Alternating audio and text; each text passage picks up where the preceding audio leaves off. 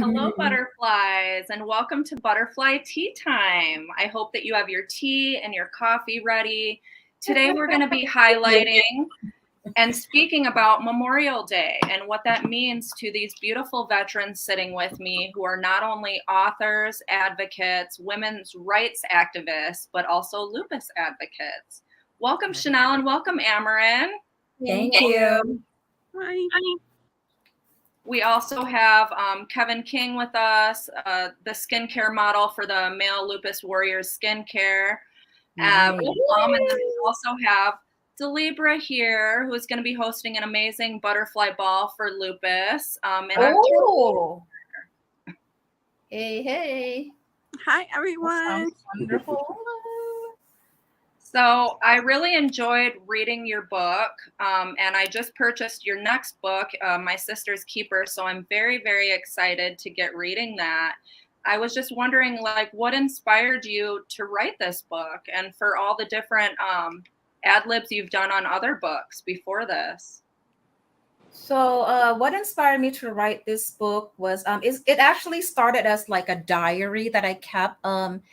But what really inspired me to really release this story was because of the murder of Private First Class Lavina Johnson, which was in July of 2005. That happened when I was deployed to Iraq, the second rotation of the war.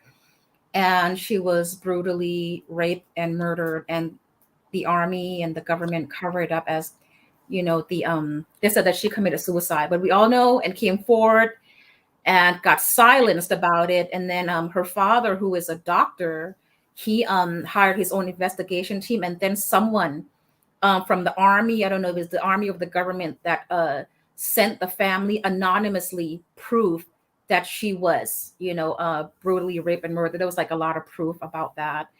And then also being a sexual assault survivor myself, 5 days before I was deployed to Iraq was horrible, because you're looking at these men like they're your brothers, they're your family, Right. but they use that, and they use friendship to take advantage. So I was drugged 5 days before I was deployed when we went out to celebrate. And yeah, that was I had to carry that with me. I didn't talk to anybody. I was kind of like, yeah, it was really, really bad.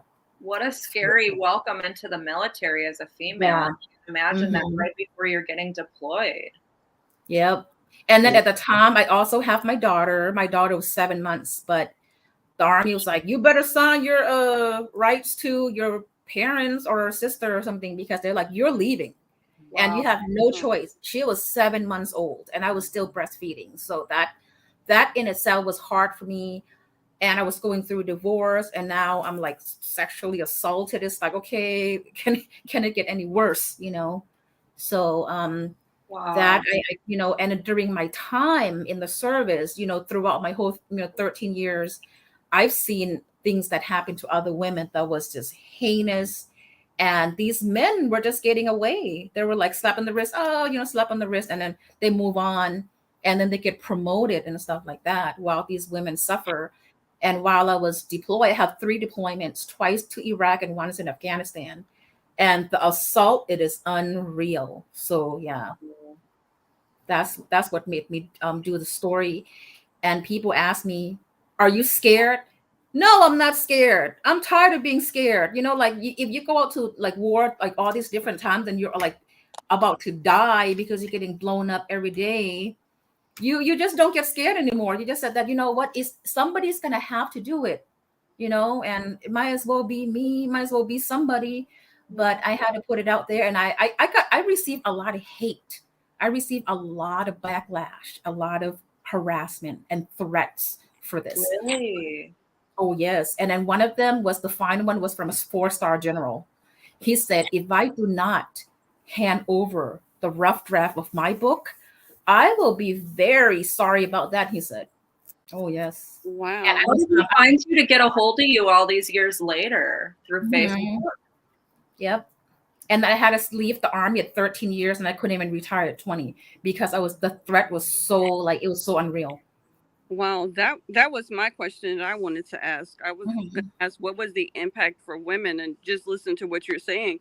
Women probably felt like they could even come forth, and if they came forward, nothing was really done. Yep, nothing's done, and then they get this kind of like a scarlet letter, like, even before these women go to their next assignment or next unit, this old unit already sending emails. Oh, excuse my language, but they were like, yeah, she's a whore, or like a home wrecker. They did that to me. And I'm like, how am I doing this? Because I just got here. I just got to Fort Bragg, and these women were just so the leadership, the women in leadership, like, because they saw like a lot of the men were trying to talk to me, not like that. They just want to know, hey, you're new. Where are you from, soldier? And these women were looking at me like it's a threat. They're like, ooh, look at her trying to act like she's cute. I'm like, what do you mean cute? We're all wearing the same uniform. We all look the same. So I don't know where that's even coming from. So I got hate for that. I got hazed, harassed. I was in the ER for that Wow. because these women were making me run in the heat. And I was asking to get some water. And then one of the sergeants said, oh, it's okay, soldier. If you fall out, we'll catch you. It's fine. I, Wow. I was admitted to the ER, and I was hooked onto 2 IVs. So yeah, it was sad. And it was every single day was something about me. I was always being pulled out. It was like, are you flirting with such and such? He's a married man. I said, I'm working. Like, I have to work with these men. What do you mean flirt? I don't understand. So I can't win either way. The men are harassing me, and the women are not even being supportive. I'm not getting no kind of love. I'm getting like, everywhere I turned, it was like, it was depressing. So I went into some deep depression, bad. And then I went up the chain of command to complain. And instead of them having my back, they come back to the same people that harass me. It's like, this soldier has a problem. Now you got to move her, and making it seem like I'm crazy. So Yeah. so you got no resolution. So basically, if it's kind of like you're damned if you do, damned if you Yes. so if Mm-hmm. you don't say nothing, you just suffer in silence. But even if you Mm-hmm. speak, you're just suffering with more Yeah. people aware, and they're just picking on you and just kind of trying to intimidate you basically and make It's you really feel. sad. They do try to intimidate because they have more rank. They're like more powerful. So here I am, a new soldier. Oh yeah, who cares about her, kind of thing. So it's really sad. And But you also have to keep in mind that the fields that we were in Mhm. were predominantly male dominated fields, even though there were women that worked behind the scenes. Mm-hmm, Like as a combat medic, that is a combat position, but a mm-hmm. woman doesn't get that title. It has only been within the last maybe 12 years or less Yeah. that Mhm. it's been acknowledged that women do combative positions as well. So I think that for me on the end, going into units where it was all men, or like making the team and on an all male team, Mm-hmm. I worked with very honorable men, Mhm. very, wonderful men who valued their families. They valued their country. They valued their brother, their sister. Unfortunately, though, there was one man who was a monster among all of those honorable men. And I think that's what becomes hard, is that as women, when you're serving in the military, you get taught to be tough. It's not about looks. It's not Mhm. about, you're all wearing green. So when you start getting any type of racism, genderism, feminism, machoism, anything like that, it gets frustrating because you're like, wait a minute, we're all supposed to be brothers and sisters. Yeah. Mm-hmm. Yeah, but I think what it is, ever since years early 70s, early 60s, early 80s, it's always been that GI Jane mentality. Even from Mhm. that movie, women has been given the worst deal in military history ever. You know, and it's a raw deal. Because like you just said, men have more power in those positions, but now that's changing, and I admire you for coming out and with your book. And if you and a million other women can come out and speak up and say the same thing, I believe that the military will change dramatically. It's still a work in progress, I mean, even to this day, it's still a work in progress because, of course, let's keep it 100. You got women coming to the military. They're coming in looking all, nice and good, and, so attractive, and and men feel the need that, hey, we gonna be protected, we gonna be saved, we can do whatever we want to this woman, and nothing's gonna happen to us. You know what I'm saying? But I think right now it's changing. It's slowly but surely changing. I know when I wanted to join the military back in '88, which I couldn't. I seen some of the women that went through, signing up and changing. They started telling me stuff about how men looked at them, and back in the day, they looked at them all, like sexually, like, oh, she got this, she got that. It's a terrible situation. You know what I'm saying? And like I said, you my new hero. You coming out the box and you speaking up. And I commend you for that. You know. So, Amarin, you actually are very involved in the lupus community, but you actually don't have lupus. How did you actually get involved in the lupus community to be such an amazing advocate for this community?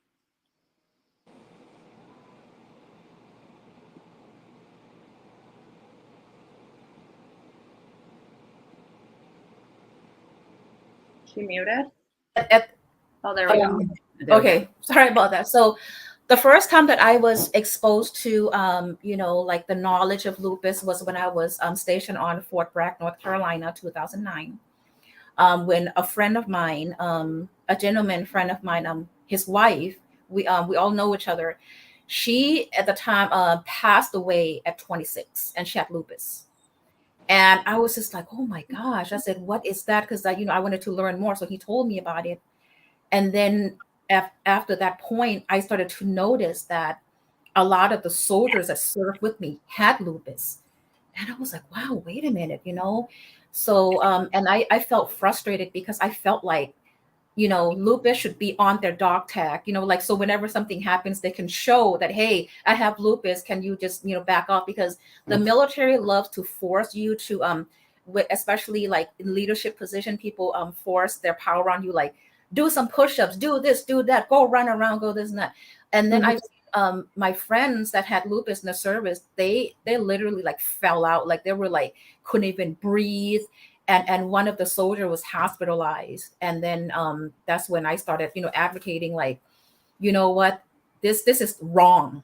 You can't force soldiers that are have this type of chronic sickness to be doing the most. You should, like, back off and have them rest and stuff like that. But a lot of times you hear like people in leadership, oh, you're malingering and you're lying. There's nothing wrong with you. Like, how dare you tell someone that they're lying about being sick, And then as years goes on, I meet more people with lupus in the service. And then finally I met, of course, my friend here, Chanel and Emmett, who both have lupus. And then so I became even more involved.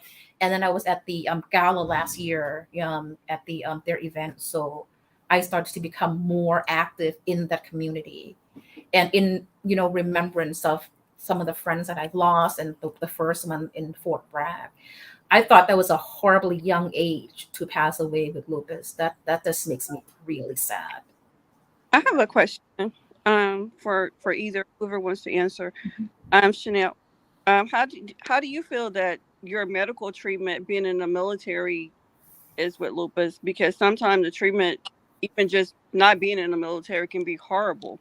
Do you feel like you have good care? Because what she said, 26 is really young, but I was diagnosed at 29, and some of the stuff that I went through was rough, and I almost died before. I honestly do not get my treatment from the VA.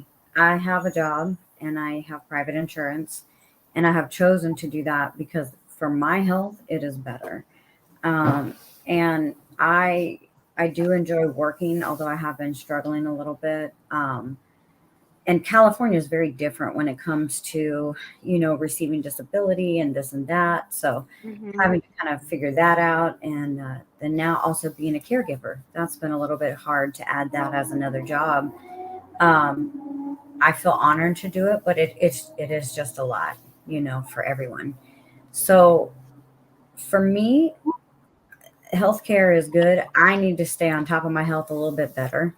I kind of let things go until they get too bad. Do it. Yeah. But I honestly, I'm allergic to a lot of medications. So I chose to go a more natural route. And it's not something that everybody, promotes and everything. I wouldn't say that I have a magic pill or anything of that nature. I know what works for my body. And so using, seasonings and foods and more medicinal things is what seems to help keep my lupus under control. Thank you for answering that question. And we have to do a follow-up show talking about some of those things, because what you said is important though. And I appreciate your honesty and for answering that question, because I'm sorry, I didn't mean to put you on the spot, but I was just curious when you said that someone died at 26.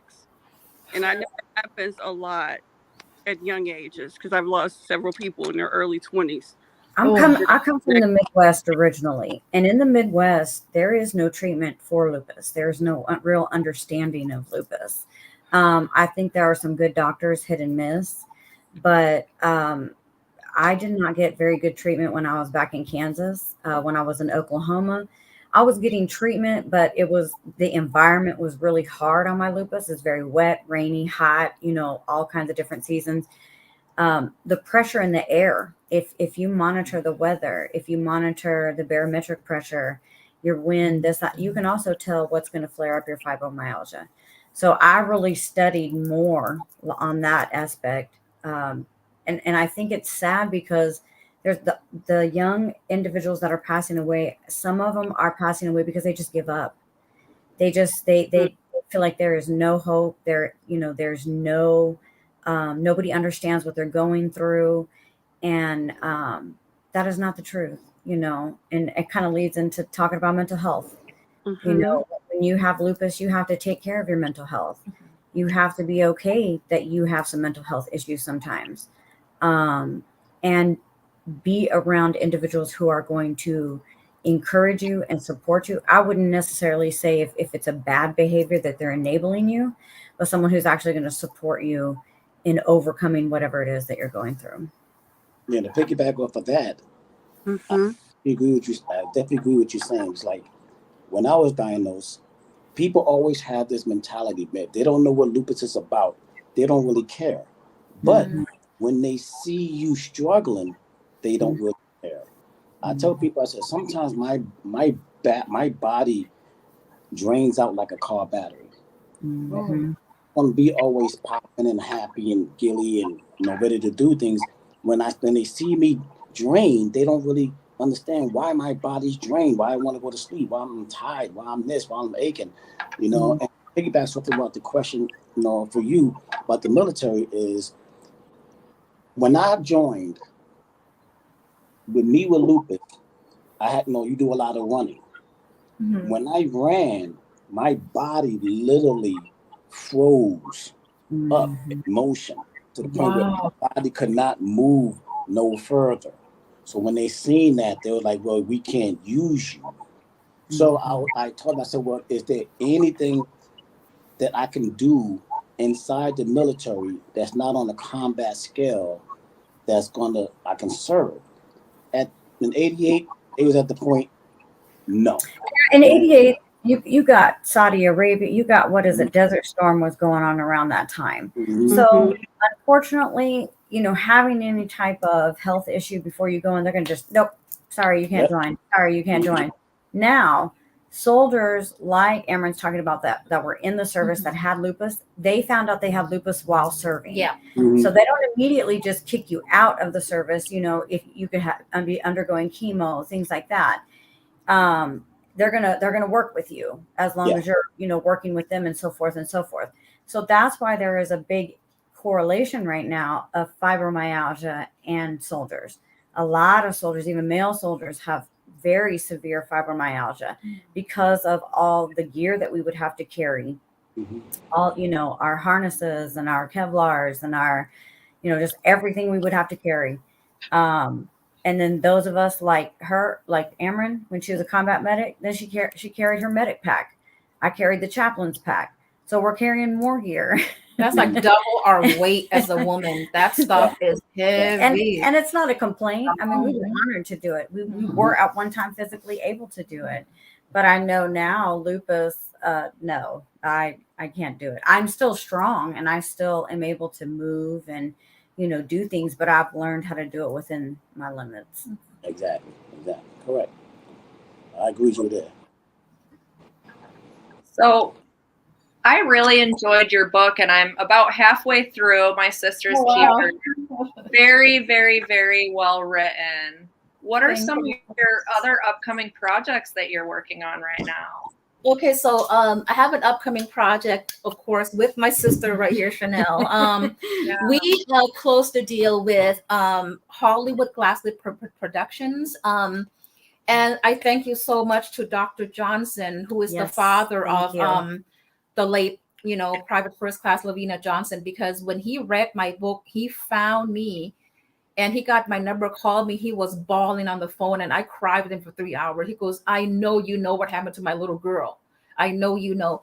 And he was just like, thank you so much for sacrificing and putting yourself out there, because we don't know how dangerous it is, like the hate I'm going to be getting when I go down the street. And I said, you know what, bring it on. I'm a combat veteran. You know what I mean? Like I have like, I'm not even, like when you are so scared in life, you get pissed off after a while because you're like, I'm tired of this. I'm going to stand up and do something because you have no choice but to be brave now. And Dr. Johnson says, he said, and his wife, Mrs. Johnson, couldn't even come on the phone with me because she was just can't even talk because that's her baby girl. Can you imagine having a little girl? And he said, oh, mom, I'm going to go serve now. And now she's like brutally raped. And then not only that, they yanked out her uterus. I don't know what that is all about, but they messed up that kid. She is a little girl. Okay. She died. Oh my God, I'm going to stop crying. So sorry, y'all. Take your time. Take your time. So she died 2 weeks before her 20th birthday. Okay. And the state that her body was in was just horrible. Like she was covered in blood, her hair was gone. And then Dr. Johnson told me all her teeth was ripped out. And then the amount of torture that she endured was like 6 hours long, and then when they found her body, like there were like size 14 boots all around her. And she was struggling. So she was like, she had DNA under her nails, and then she yanked out somebody's cross during the struggle. She had the cross in her hand. And it was like all these evidence. And are you kidding me? And then you won't send these men to that's so disgusting. So they just cover it up, and then and then this case was on the news for years. So I became her advocate, and I was able to secure 20,000 signatures to open up her case. The Pentagon said, it's closed. Yeah, that it's a suicide. No, it is not. Now, who in the world? Now we all know who in the world can grab an M16 and shoot themselves. Come on, let's not even go there. So we all know that. And Dr. Johnson, he because I have a daughter too, and I just can't imagine that happening to my own daughter. Yeah. And then so her body got sent home after a whole month because they went and tried to give her a nose job because they had broken her nose. They beat that kid so bad, that young lady. Like she's got all this broken bone. She has no teeth. She has no uterus. Like, I don't know what is it. Why do you have to go to that, extreme? She's a baby. But I found out that she found out some type of secret that she wasn't supposed to know about. And I don't, up to this day, I don't know what is it that you have to kill her over, So Dr. Johnson, he took my book and he went straight to Glassley Productions Hollywood, and he said, please call this young lady because you need to do a story about her and about everything that she's doing. So as of right now, the writers are on strike, as everyone probably knows. So, but we secure docu-series with Glasgow Productions Hollywood, and we're both going to be on there, and then we're going to have women, come on our show and talk about their experience, and the men who are in leadership positions that saw and witnessed everything that's happening, because there are people in my book that they're also coming forward. They said, no, we got you, sister. Like, we'll back you up. We'll back up your story. They're going to come on there and tell about all the hazing that I've endured and gone through, and how in 2010 I was in a psych ward for attempted suicide because I just snapped. I could not take it anymore. And then they were laughing at me.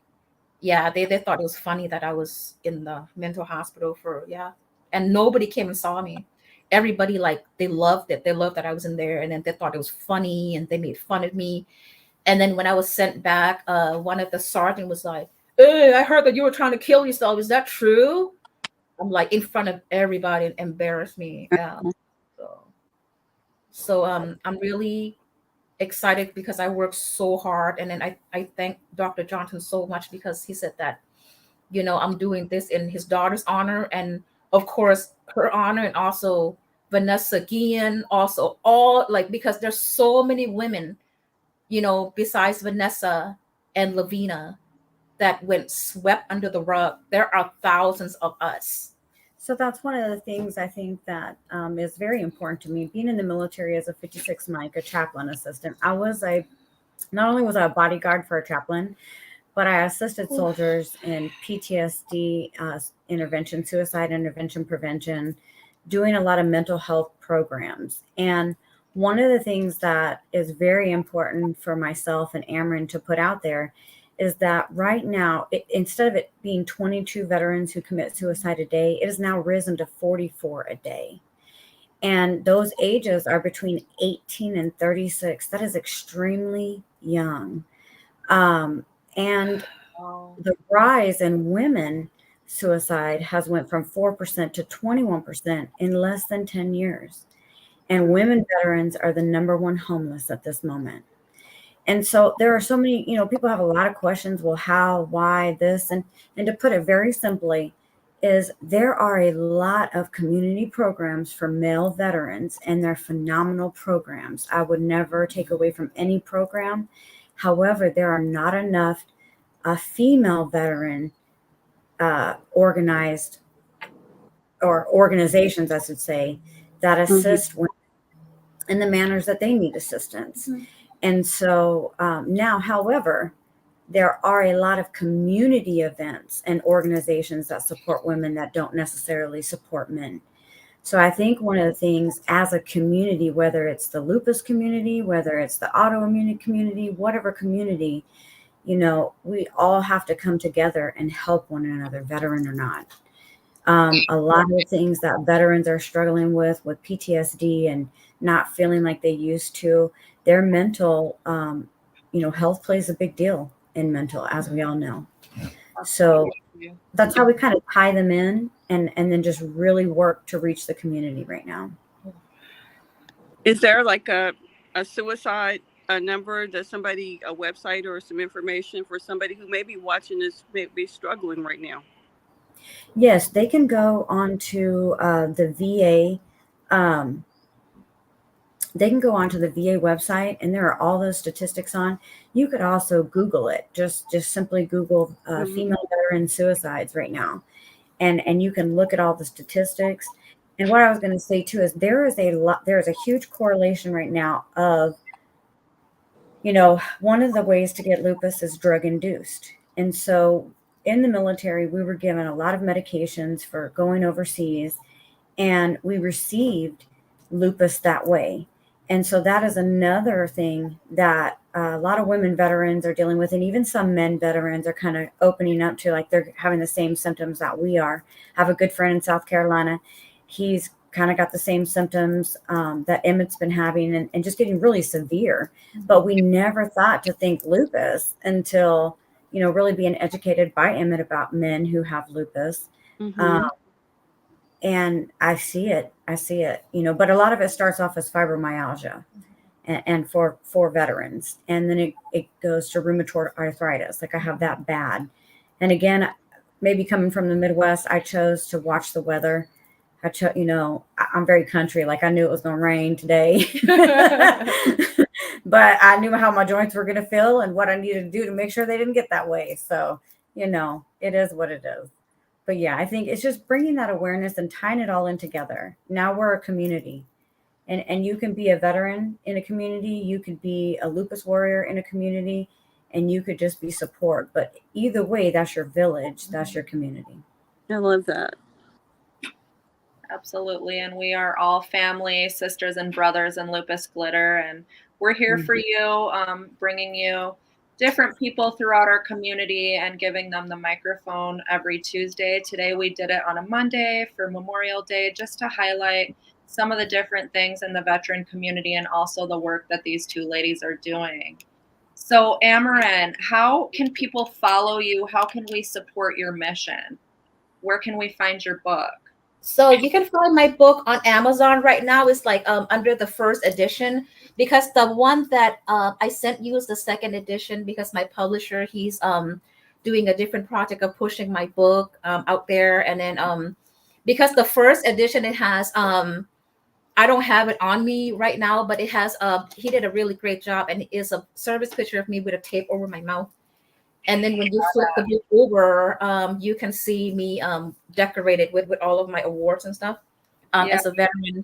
But it's on Amazon.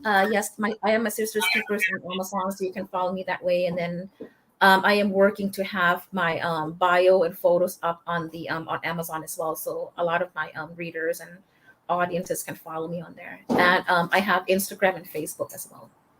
Okay. Yeah, and we definitely should. You guys, we're going to give one lucky viewer the chance to win. The first person that comments veteran is actually going to be taking home a copy of her book, My Sister's Keeper. And is this going to be the second edition? Which one are you giving away? Yes, I am sending out the second edition because I really love what he did. He put like a photo galleries of me in the back of when I was a little girl all the way up until when I joined the service, and there are also 15 fun facts about me in the book as well. So that's I'm going to be giving that one out. Signed copy. Okay, awesome. So you have gotten a lot of comments here. It says, "Thank you, ladies, for your transparency." Also, we had a viewer that was like really shocked by what the suicide rates have creeped up to now. Which you said that's 44 a day for female veterans. No, it's 44 a day for veterans. Just for with women making 21% of those statistics. Wow. So within 10 years, it was 22 a day, and 4% of those were women who committed suicide. Now it is 44 a day, and 21% of those statistics are women. Yeah, so you guys are doing amazing work, having experienced the military through the lupus community, and also just educating people on some of the things that have happened and bringing that to the light. I thank you, and hats off for your service, ladies. Thank you. Thank you for having us. Yeah. So we're just gonna do some fireworks, and then we're gonna check out who the winner is. So how many pages is in your book? It's a pretty good sized book. It's really nice. I think it's 261, I want to say, pages. She goes pretty deep, you guys. You don't want to miss out on this. And then also, Chanel, you have a project upcoming for the military with T-shirts for veterans to honor them. Yes. June 12th is Women's Veterans Day. And so this will be the second annual Women's Veterans Day. I don't know if you can quite see my shirt. Let me see if I can turn it this way. But my shirt says G.I. Shane, and it says Mama, the veteran, the myth, the legend. And so if you guys would like to purchase a shirt, they are $25 plus $6 shipping.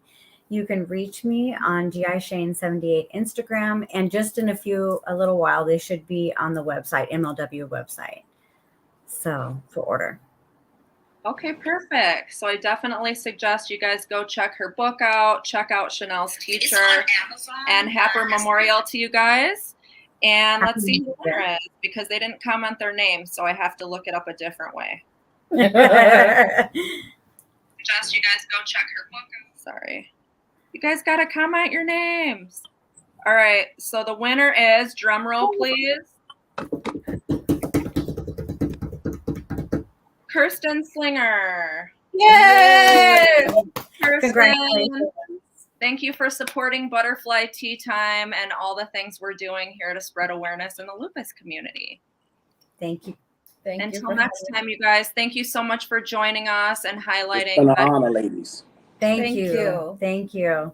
Until next time, you guys, fly free.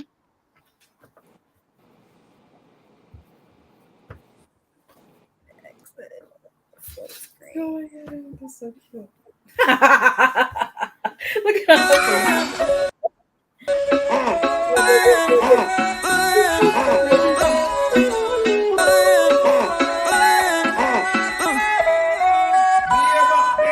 I've been waiting for so long, girl, yeah, to be with you alone, girl, yeah, yeah. Move your back against the wall, girl. Don't be afraid, won't let you fall, girl, no, no. You don't